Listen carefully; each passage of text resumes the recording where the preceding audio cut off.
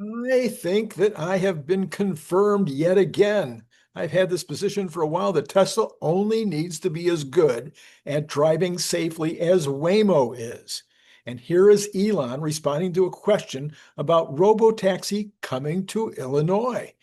He says, I'm not sure what the status of Illinois is, but a pretty good guide is that if Waymo is operating somewhere, then regulations would allow robotaxi in that city or state. So there you go. So that's what I've been saying for a while. And then he was asked, when will it be possible to play a video game while the car does the driving? His response was probably 3 to 6 months, depending on regulatory approval in your city or state. So he's confirming that we're going to go to unsupervised, at least in some regions, within 3 to 6 months. 6 months from now would be January. So we're looking at February at the latest.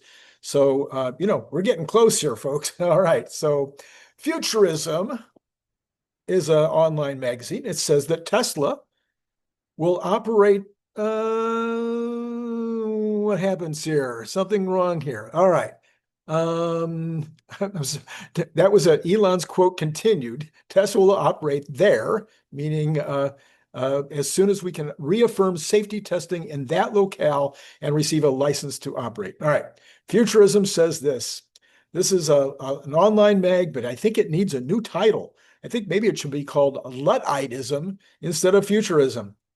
So here's the article. These behind the scene emails is the headline. These behind the scenes emails from Tesla meekly begging the state of California to allow its horrible robotaxis are unintentionally hilarious. Well, boy, is that a self own or what? They're talking about being unintentionally hilarious. How can you claim to be a journalistic enterprise if you put the word "they're horrible robotaxis" in the headline? For most people, I think they would just stop reading right now, because if they're going to be that biased in the headline, why would you, possibly think that the rest of the thing is not going to be biased? Anyway, I'm going to read it though, because I want to talk to you about it. So apparently, email exchanges between Tesla and California regulators were obtained by Politico, and they reveal a comical discrepancy between what Elon Musk is saying his robotaxi services can do in the public and what the automaker is actually telling authorities behind closed doors. This week, Tesla launched a ride-hail service in San Francisco, what's being framed as an expansion of the robotaxi efforts that started earlier as an invite-only program in Austin. Now that note that he says it's a ride-hailing service, because Tesla hasn't obtained all the necessary permits to operate a robotaxi service in California. So therefore, that's what you'd have to call it. The use of the term robotaxi is conspicuously absent in both the company's and Musk's messaging about the Bay Area rollout, because that's what California is requiring. Also, there's this fine little detail. Tesla's not a robotaxi. Tesla's not a robotaxi. It comes with a human supervisor sitting in the driver's seat. That's why it's not a robotaxi and why it's a ride-hail service, which is a step backward from its Austin program. And it's doing that. Why? Doesn't ever say. The reason it's doing it is that's what California requires in a step-by-step process in terms of getting their licensing. And for all of Musk's boasts of deploying 1 million robotaxis by the end of next year, Tesla is in reality walking such a precarious tightrope with regulators that it scrambled to apologize for one of its employees merely suggesting in a social media post that the automaker will be operating unsupervised rides in Los Angeles this year. Of course, they can't say, they can project that, but they don't know for sure until they get the license. It only had permission to operate a transportation service with regular cars from the California Public Utilities Commission. Please note, quote, this is from the email, apparently, please know that Tesla is aware of the various permitting requirements. Casey Blaine, Tesla's senior counselor of regulatory affairs, wrote in his groveling email to Miguel Acosta, the autonomous vehicle chief at the California Department of Motor Vehicles. Per Politico, we understand that drivered and driverless autonomous rideshare operations would require obtaining additional permits from both the DMV and the CPUC. See, this is the sad part here, is this person is complaining about what Tesla's doing, as opposed to complaining about the idiocy of the California regulatory process. Apologizing for the incident, Blaine went on to frame the Tesla program as more like ride-hailing, like an Uber, according to Politico, using strikingly different language from Musk's public promises of a robotaxi service that would threaten the leader in the industry, Waymo. Well, no, it is a driverless system that will threaten the leader in the industry, Waymo, as soon as they get the right regulatory approvals in California, and as soon as they decide to take out the rider in Austin, then it will be completely and totally autonomous. In a glaring admission, Blaine said Tesla would use supervised full self-driving software that's functionally the same as the FSD available in regular Tesla cars. FSD is not capable of operating without a human behind the wheel. It is capable of operating without a human behind the wheel. You're just not allowed to, because you get denied.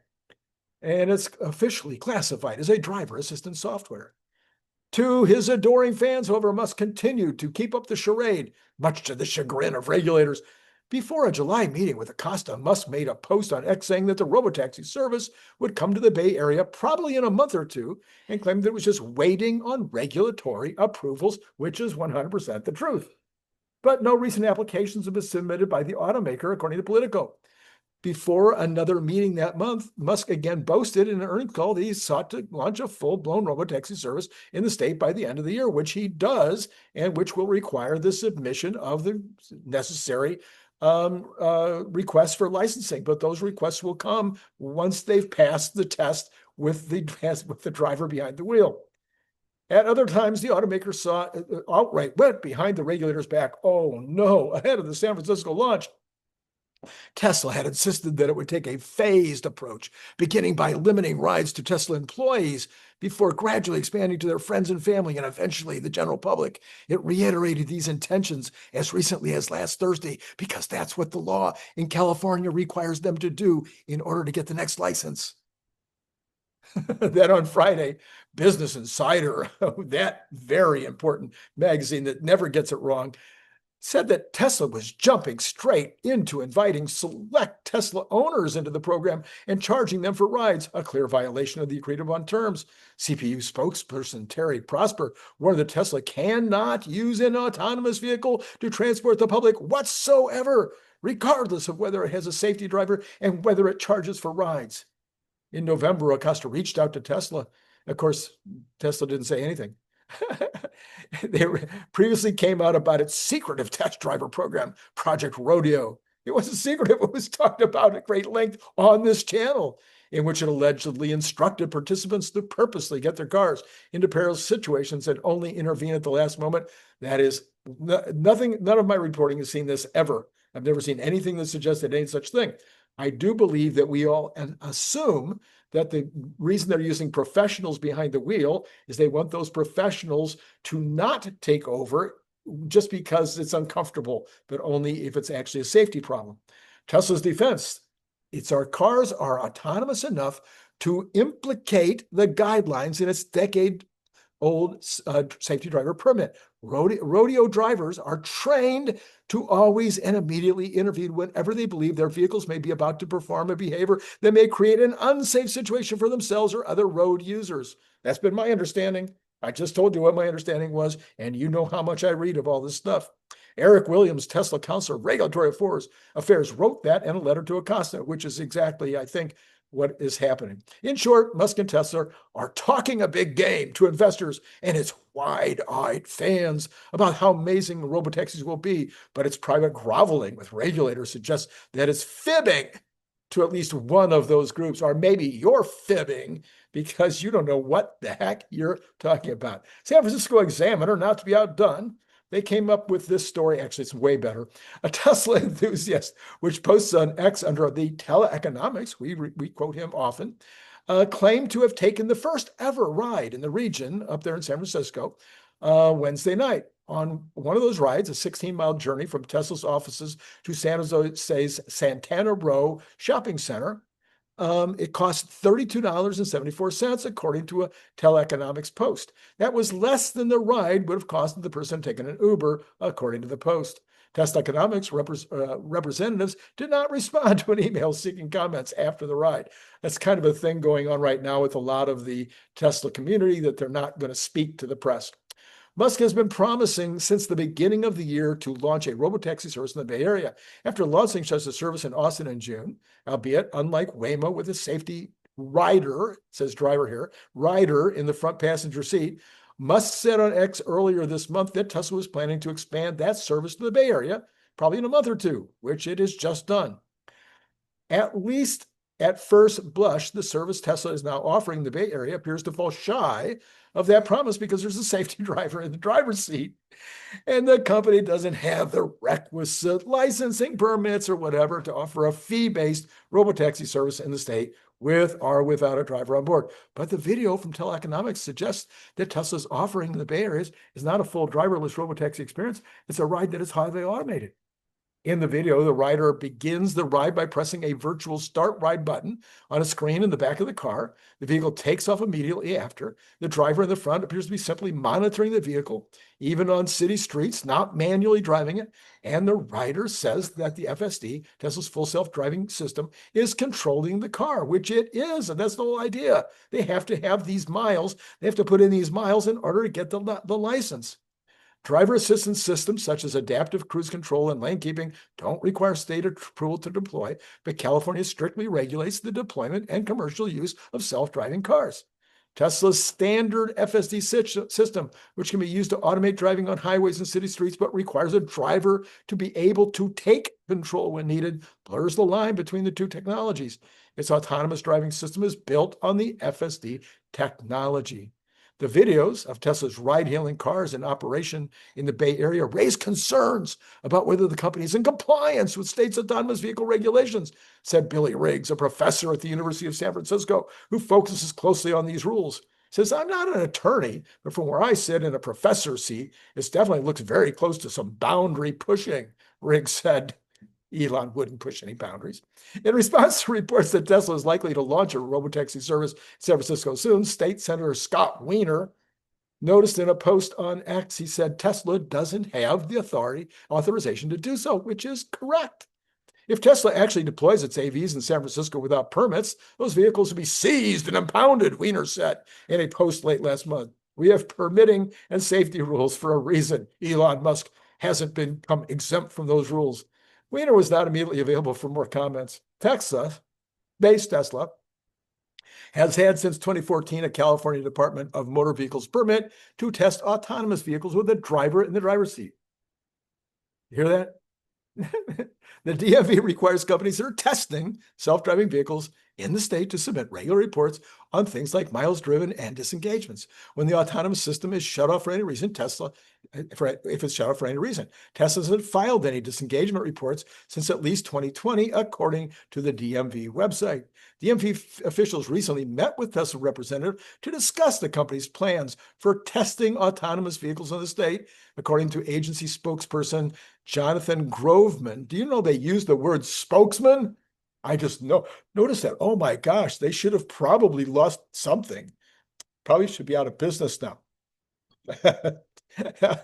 He was, let's see, sent in a follow-up email that another agency representative who's unavailable for comment at press time would have to answer questions. Oh, so they got nothing. Regardless, Tesla to date has not applied for the permit. In March, the company secured from the California Public Utilities Commission a transportation charter party carrier permit that allowed the company to offer prearranged, non-autonomous rides to employees in vehicles that the company owned. Last week, the company notified the CPUC that it planned to expand its charter party operations to the entire Bay Area and to offer rides to friends and family of employees and to select members of the public, according to agency spokesman Terry Prosper. However, the company has not applied for a permit from the agency to offer rides to the public in autonomous vehicles, and they're not doing that. Tesla would need Prosper did not respond, blah, blah, blah. Okay, so Tesla can go to the CPUC and go to the California DMV and apply for the same permits that Waymo and 𝐒𝐮𝐧𝐝𝐚𝐲 and Pony and WeRide had and the rest of their competition. I guess I failed to see what the big hiccup is. while Waymo continues to operate and has repeatedly expanded its robotaxi service area. The DMV suspended Cruise's permit, if you remember, when they had that accident and dragged somebody for a country mile. Okay. I'm exhausted now. Are you exhausted? Oh my gosh. The press. What can we do about them? All right, now we're going to get into the financial part. This is going to be a lot of fun.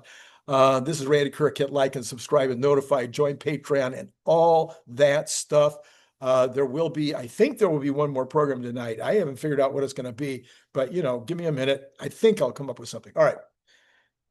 If investors are, this is me speaking, nobody else. If investors are using the job numbers from Friday, the job numbers, the drop in job numbers from 170 to 14,000 or whatever, the 70,000 for the month of, I think that was what it was for the month of July. If other people in the financial world are using those job numbers as a reason for changing their strategy, thinking that this is evidence that the economy is in trouble, they will be sorely mistaken.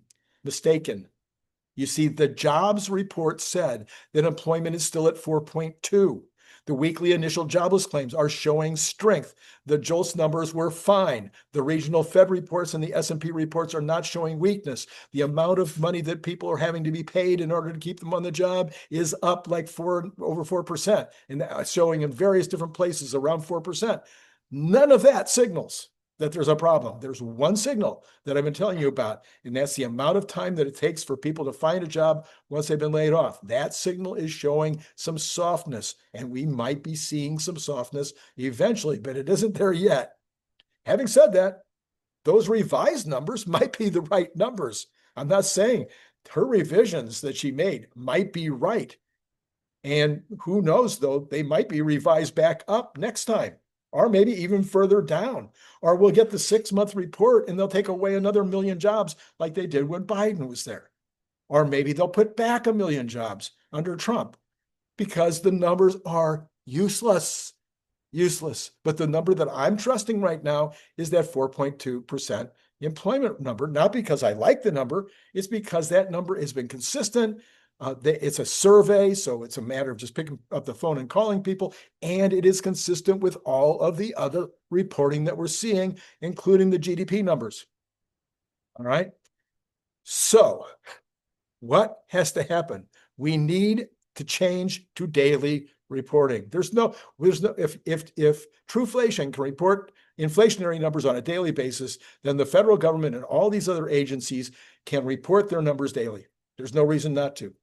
Now, if you're taking a survey and you only take it once a month and it's all taken in 1 week, no, you're not going to report that daily. But if you've got numbers coming in that are giving you an idea of what's happening, report them daily. Then the market doesn't go crazy because of either the numbers are right and they didn't expect them, or the numbers are wrong and they get corrected later. I mean, it's just nuts. So I think one thing is we should go to daily reporting, but no matter what, we've got to start using better systems for collecting the data. We've got to use better systems for analyzing the data, because it is crazy to see these wild swings. It is not right. I've already said this a couple of times on this program. If my bookkeeping department gave me numbers that were that wrong and came back and said, "Oh, sorry, let's just change them a lot," they'd be fired instantly. Anyway, the issue of Trump firing the BLM chief continues to be a hot topic, and CNBC is in a particularly biased article at the end finally shown some balance. So I'm not going to read you all the unbiased stuff. I've made enough fun of some other articles, but I thought these two quotes were pretty good. CEO Brian Moynihan, of course, Bank of America CEO, said that the government uses surveys to inform the jobs data that frankly just aren't that effective anymore. That's the problem. Mohammed El-Arian, he says on the jobs data, it's not politically driven, but they do have revision problems. And then they can get this data, I think, other ways. And I think that's where the folks ought to be, he said. Oh, that's what I just said. How do we get the data that can be more resilient, more predictable, more understandable? He continued. So anyway, I did an analysis because I wanted to get an apples to apples comparison to the economy under Biden compared to the economy under the first 6 months of Trump, which is still really Biden's. I've given in a little bit over the last few months to say, the Trump has made so many changes that unlike most switchovers, you still got to be looking at this partially as Trump's economy and partially as Biden's economy. But I just wanted to see what was happening in the last 2 years of Biden versus what's happened in the first 6 months of Trump. But you have to do two things.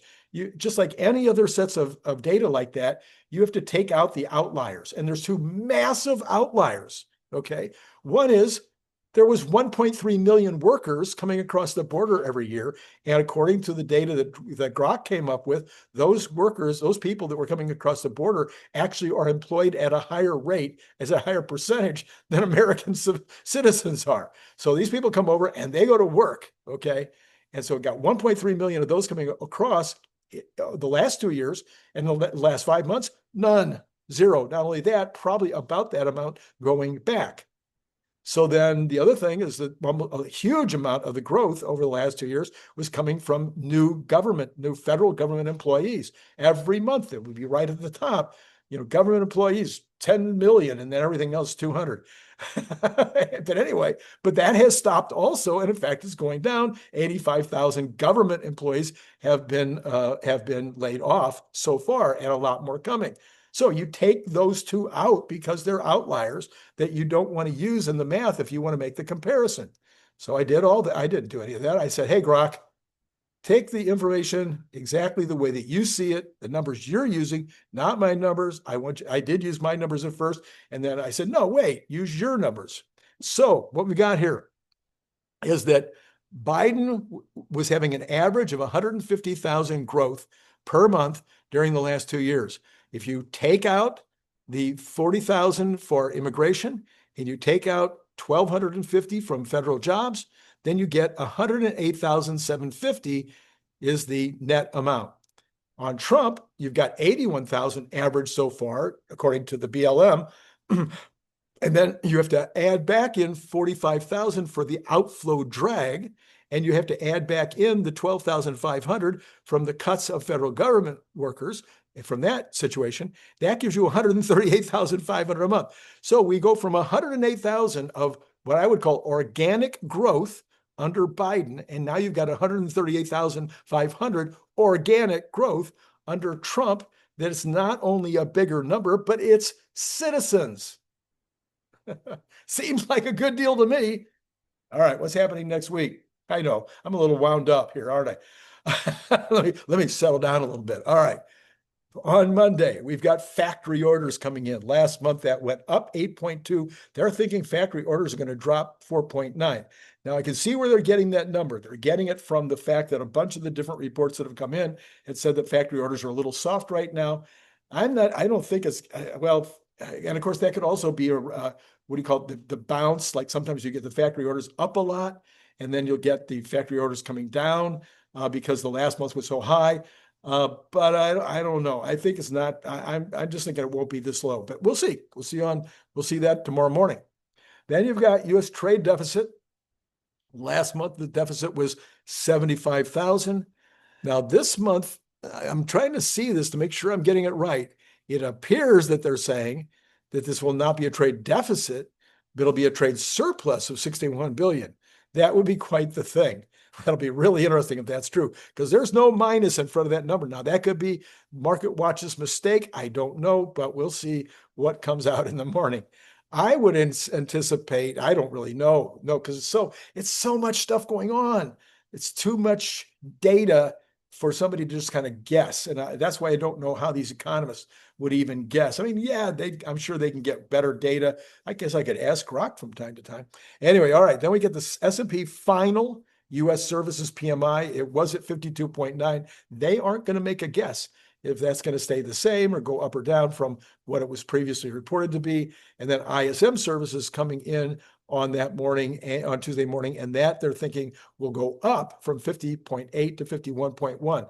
Now, that would make sense because we did see a number of reports last week saying that services were heading up again. All right. But then, of course, that wouldn't make sense with regard to all these labor, because services use a lot more labor. Services is 60% of the economy. So why would the jobs numbers be so low? I don't know. All right. So then on Wednesday, the only thing we have on Wednesday is federal Fed Governor Lisa Cook and Boston Fed President Susan Collins are on a panel. Thursday, we have initial jobless claims, which were 218,000 last week. They're thinking it'd be 221. If you've been paying attention, it's been around there for months and months, weeks. So, I mean, sometimes it goes up to 235, sometimes it goes down to like 207, but 220 is about where it's been. U.S. productivity was negative 1.5 last time because of why, yes, you know, all those imports that came in the first quarter, because this is a quarterly report. They're thinking productivity will be up 1.9, giving us a completely flat number over the first 6 months. Well, let's put it this way. I don't think the productivity has been flat over the first 6 months, especially when you take into consideration the GDP was up an average of 1.2, so or 1.2 annualized. So I don't think it'll be flat, but we'll see. U.S. unit labor cost, and that could also be something to do with the import-export problem. So that may be why it's suggesting it'll be that flat. In which case we would see higher productivity costs coming downstream. U.S. unit labor costs last month were up 6.6. This month they're suggesting the unit labor costs will be only up 1.3%. Now 6.6 is crazy. I guess that's an annualized. It has to be an annualized number. Here they're saying this is a quarterly number. And it comes out with U.S. productivity. So last quarter was 6.6. They're saying this time it'll be 1.3. Now unit labor costs, if you got flat productivity, although they're saying productivity for quarter two be up 1.9.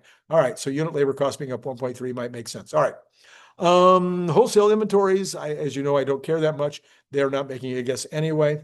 Atlanta Fed president is going to speak on Thursday, and then consumer credit that afternoon. Again, no guess there. Last month it was up 5.1 billion. From some evidence that I'm seeing, consumer credit might be pretty flat. And last month it was pretty flat. People are not borrowing as much, which is good. All right, Friday, nothing scheduled. All right, we've got Truflation at 1.67 this morning. Oh, 1.67, you don't say. What about year over year? Oh, 2.14. Oh, gosh, those seem like really, really good numbers. Where's the Fed?